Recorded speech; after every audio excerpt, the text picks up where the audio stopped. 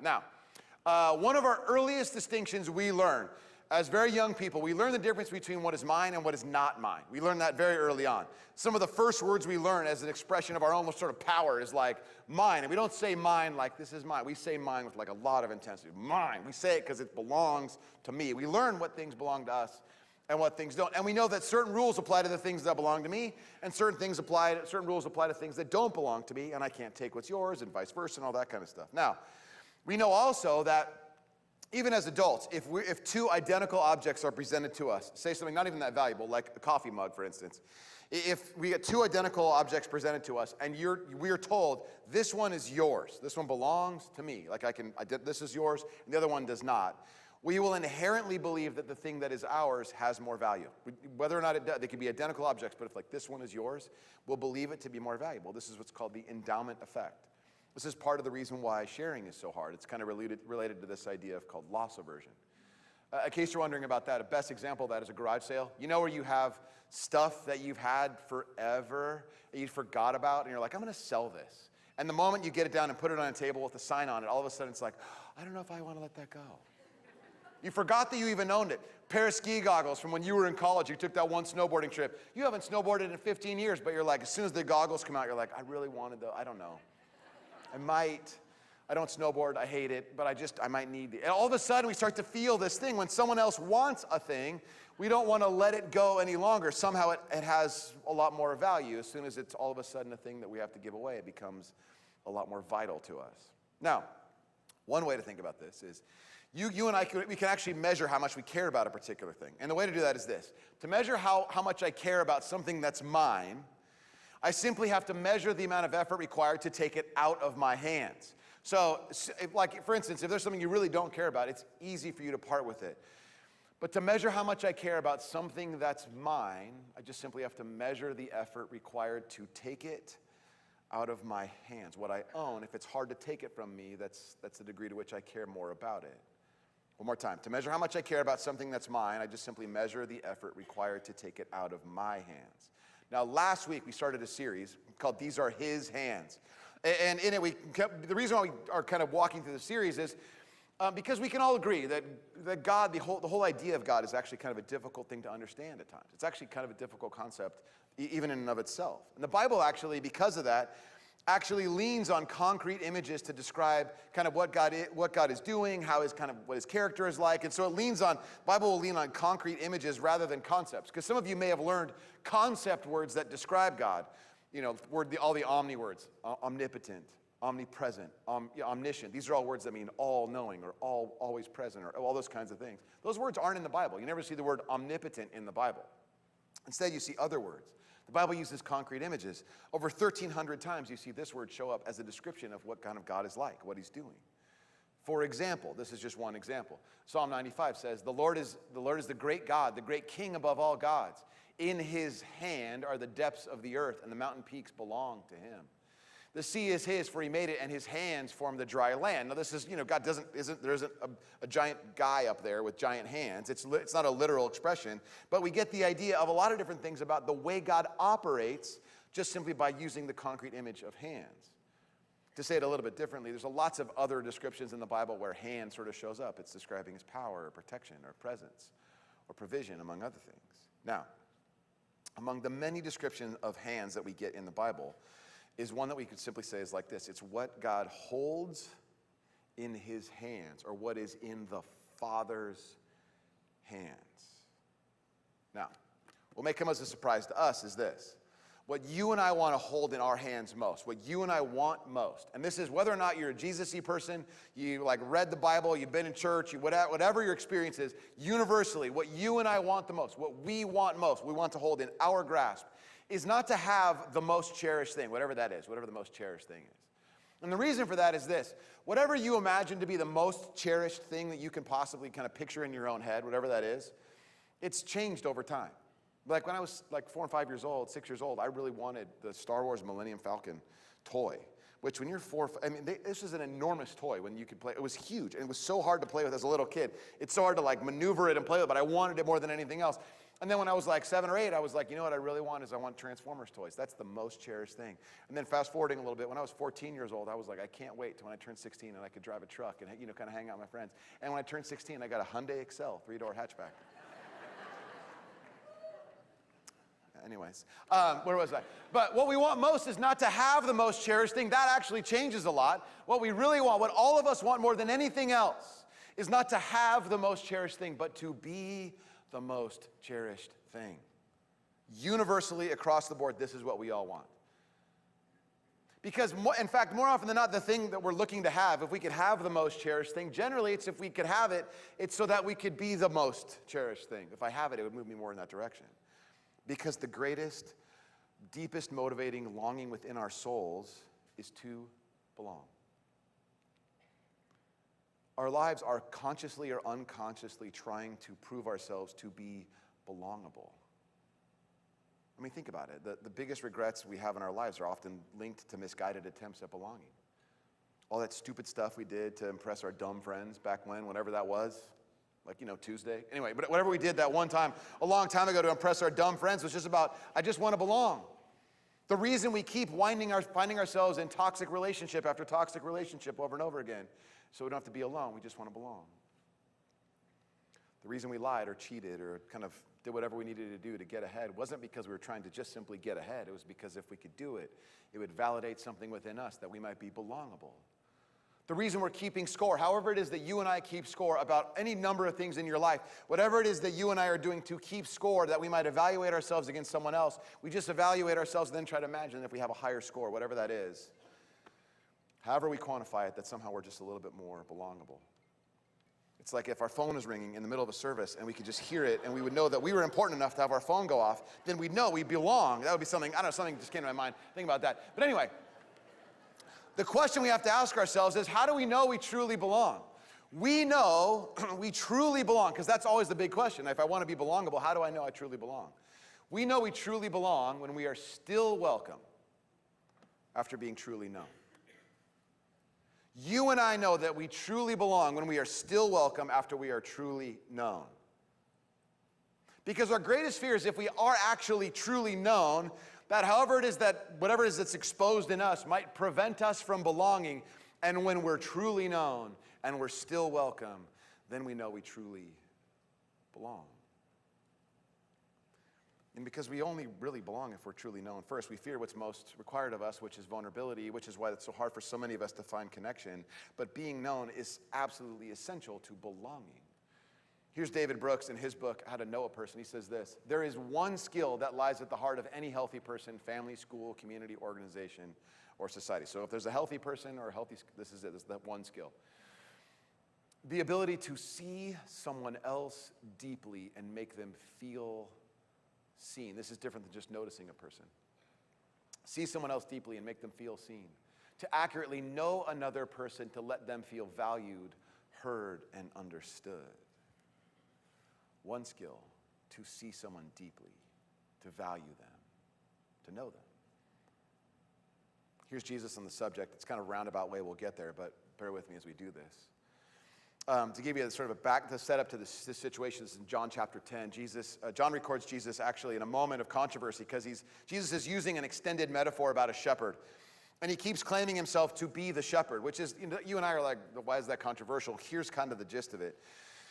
When Jesus is declaring himself the shepherd, what he's saying is, by the way, this is a term that God would have used. He used to describe himself as having to show up to be the shepherd because the people he had appointed, his own under shepherds, the middle management, so to speak, weren't doing their job. So it's like, these people are failing, I'm going to do it myself.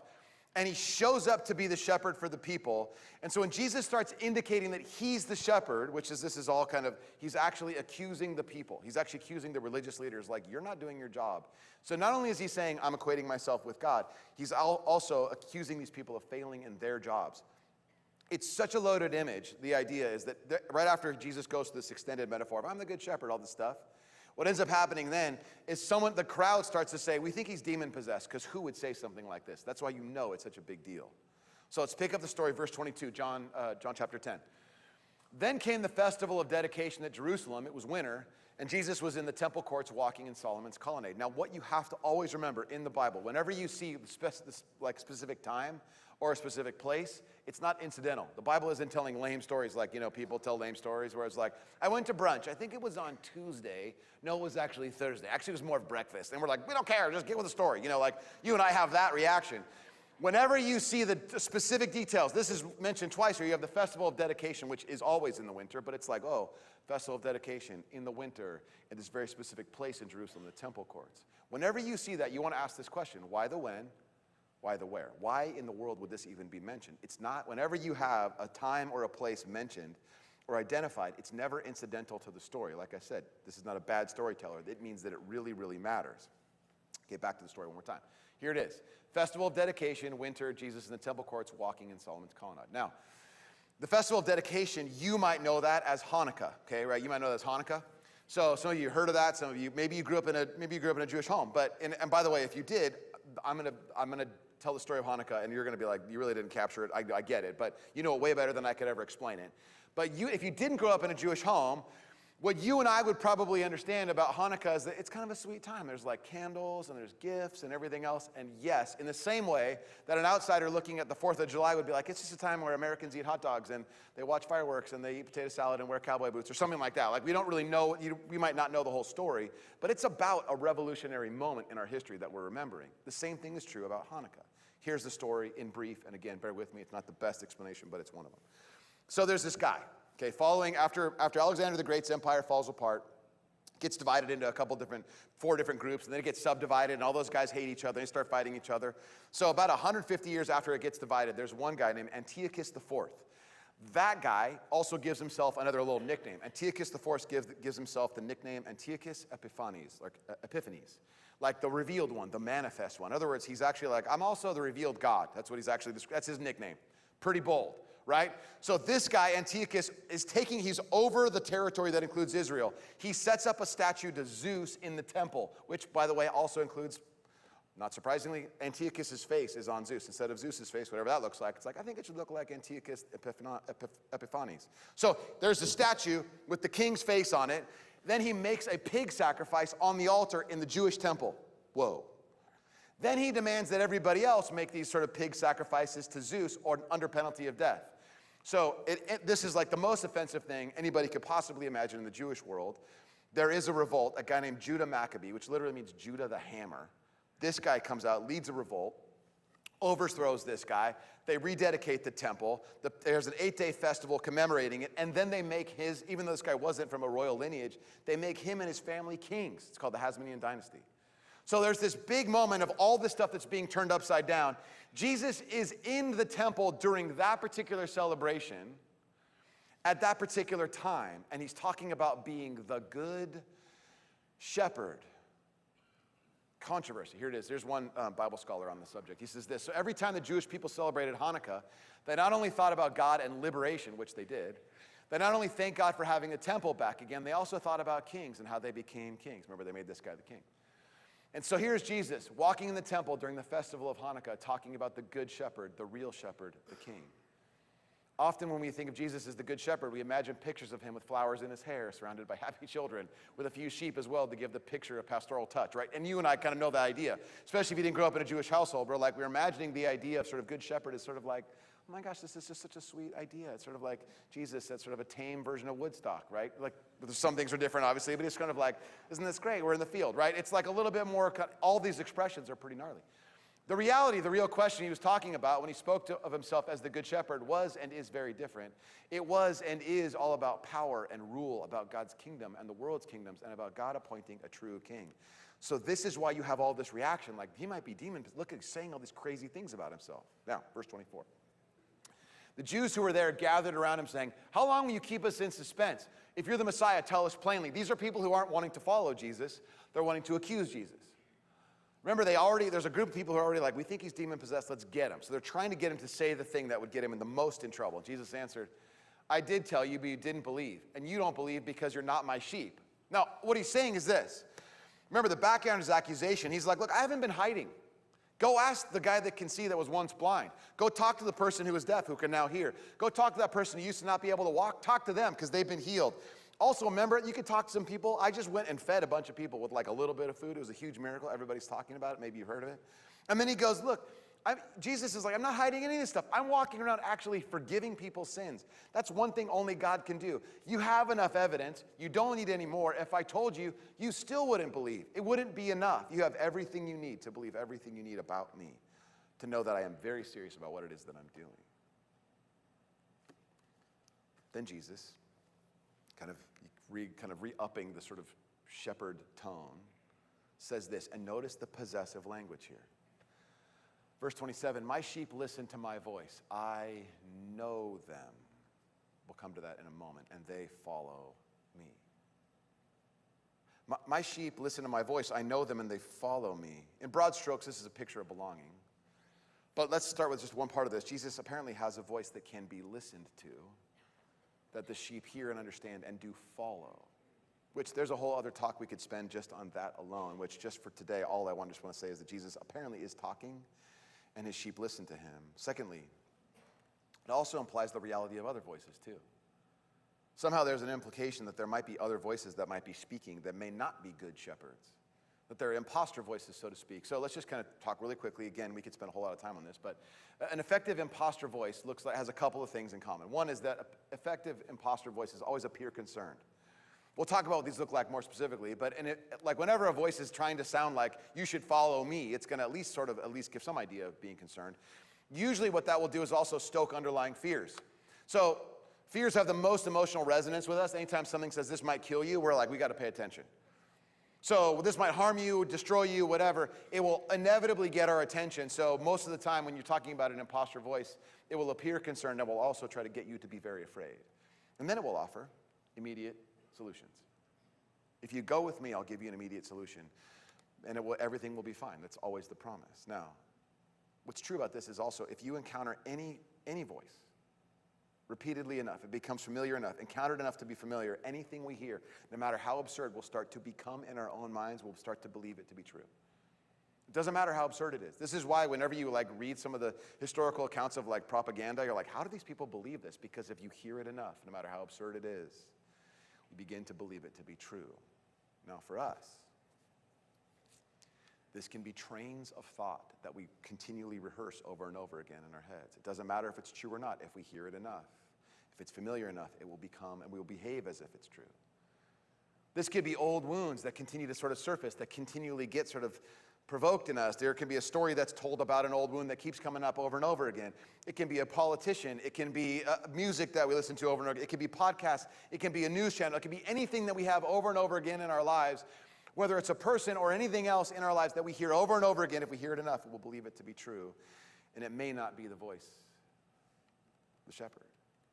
So let me just ask you, we could do a whole bunch on this, but just briefly, which voices in your life that you hear on repeat maybe need to be muted? Probably address why they're there, but at least right now, maybe it's informing too much of how you live, what needs to be muted. Maybe there's some other voices that just simply need to be turned down a little bit, like they have too much prominence, I got to reduce them down a little bit. Maybe there's a voice that's speaking to you that needs to be turned up. Maybe it is the voice of the shepherd. What I'll say is this, without having too much time to deal with it. If there's anything that is continually increasing the amount of fear that you have in your life, would you just hold it in front of you and examine it? If whatever it is that you're hearing in your life that's continually reminding you should be more afraid, just hold it up and examine it and ask, is this an imposter or is this the voice of the shepherd for today? Back to the verse, John 10:27. My sheep listen to my voice. I know them and they follow me. There are 6 words in Greek that are the word for know. So the word here is the word it's a relational kind of intimacy that can only be had over time. So this is the kind, knowing here, this is the word, gnosko is the word in Greek. But it's like, this is the word people who have been married for 50 years, they have a different kind of knowledge of each other than people who are on a first date. Both people can know each other's birth dates, but there's a different kind of knowing. Are you with me on this? This is different than knowing facts. It's different than insight. It's different than wisdom altogether. It is only the kind of knowing, the word that's used here, that can be had over time with deep relational intimacy. I know them, Jesus says. I know them. Can we agree that maybe in our world, most of our relationships ends up being largely transactional? Where it's like, look, after someone gets something from us, they're kind of done with us. And though we're not proud of it, that's how we treat a lot of other people too. There's goods or services or things that we might kind of extract from each other. Maybe there's an emotional need we kind of take from someone else, and once we get that, we kind of move on, or maybe they move on from us. Maybe it's a physical need. Once we kind of get through that, then it's like, I think we're done now. That's not really the knowing we're talking about here, which begs the question, again, we don't have time to deal too much in this, but how do I know when I'm known? How do I know when I'm known? And to say it just briefly, this is the kind of, you know that you're known, you and I know we're known when the hard truths we have to hear, they resonate with us without condemnation. Like someone will tell us a thing, you know, I was thinking about it, and it's like, you're kind of right. You knew it. This is the kind of, you know that you're known, or I know that I'm known when I can explain a thing. I can say something and someone's tracking with me. They know where I'm going. Even I might when you kind of wind around a little bit, someone knows where I'm going and they kind of get it. They get me. And it's the kind of thing I know when I'm known, even though I might need to explain it, I don't always have to explain it. The result of being known like this has something to do with the idea of being deeply connected. Jesus says, I know my sheep, I know them. Verse 28. Then he says, I give them, meaning my sheep, eternal life, and they shall never perish. Notice the language. And no one will snatch them out of my hand. My Father who has given him to me is greater than all, and no one can snatch them out of my Father's hand. I and the Father are one. You can measure how much you care about a particular thing by the effort required to take it from your hands. I can measure how much I care about a particular thing based on the effort, just by measuring the effort required to take something from my hands, which means there is no strength strong enough to take these sheep from the Father's hands. There is no strength strong enough to take you from the hands of the Father. These are his hands.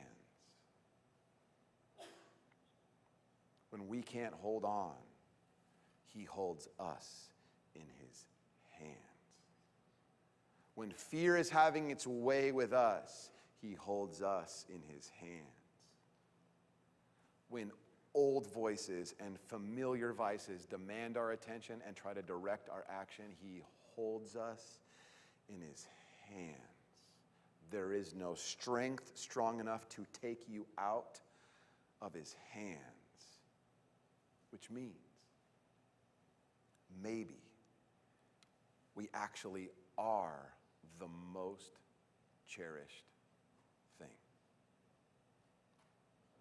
And this is where faith and belonging overlap.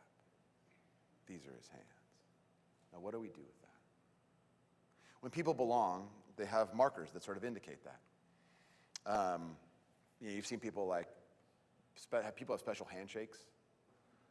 Right, that did, like, it used to be, like, when I was growing up, it was like one thing. It was like we had one move, that was it.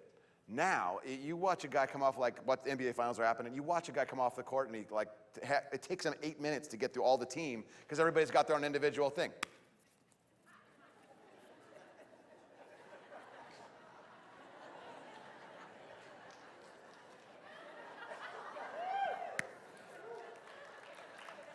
Then, yeah. I'll teach you guys that one afterwards, okay? I'll teach it to you. But then they go through every single guy, it's the same thing. Now, what's cool about it is like kind of absurd to me, but I'm like, what's cool about it is there was time spent trying to identify this is our thing because we belong to each other. Right? It is kind of goofy, but it's really true. This is like, I track coach. This is my kid's track coach. He knew he had a handshake for nearly every kid in the track team. There's like hundreds of kids in the track team. You belong.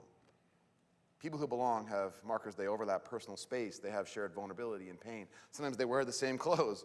Sometimes they get tattoos. Sometimes, like married people, they get a ring that says, look, I belong to someone else. I'm already attached. But it doesn't, I should keep going.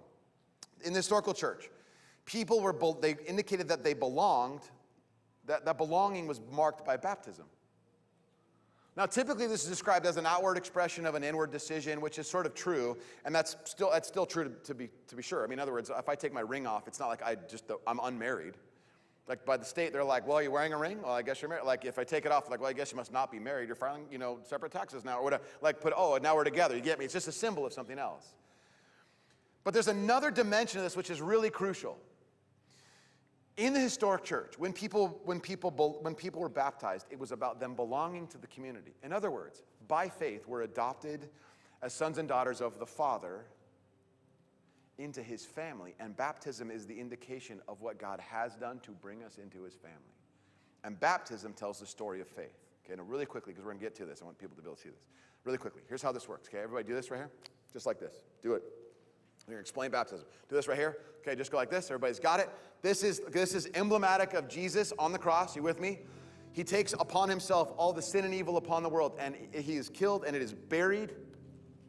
And then 3 days later, he rises again. In the same way, the Bible will tell us, we are buried with Christ in baptism, putting to death an old life, and raised to walk in a new life. That's baptism. Okay, you guys with me? You guys got it? So when you see people being baptized, that's the story that they're telling. It is a milestone marker of their own belonging to Jesus and belonging to the community. So when you see this happen, you're going to see it happen in a minute. Don't give them like, that was nice. It's like, you're part of the family. This is great. You with me on that? So when it happens, you got to let them know this is great news, okay? Now, also, please do not, if you're new, please do not walk around with each other like, are you part of Harbor Point? Do you guys know the wave? Hi, are you one of us? Okay, that's culty and weird. We're not doing that, okay? But we are going to celebrate this, and now you understand how it works. You guys with me? All right, so some people are going to be baptized. If you're like, what am I doing? I should just do this. We got a t-shirt for you, right? We might mess up your hair, whatever. We'll take care of it, all right? The water is not freezing, okay? So let's pray together. Let's get some baptisms going, and then we'll celebrate together and respond. Jesus, as we get a moment to consider the voices that have directed us over our lives, may we hear your voice of love and belonging, that you know us. That you know us, you see everything, you're not shocked or surprised by anything that's there, and yet, Father, you look at us and you call us the most cherished thing. So cherished that you would give your life for us. And so in this moment, we get to celebrate what that looks like but with baptism.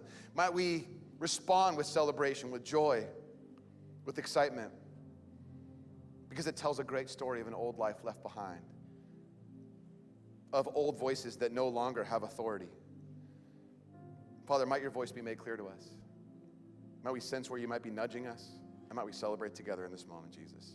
So it's in your name we pray. Amen.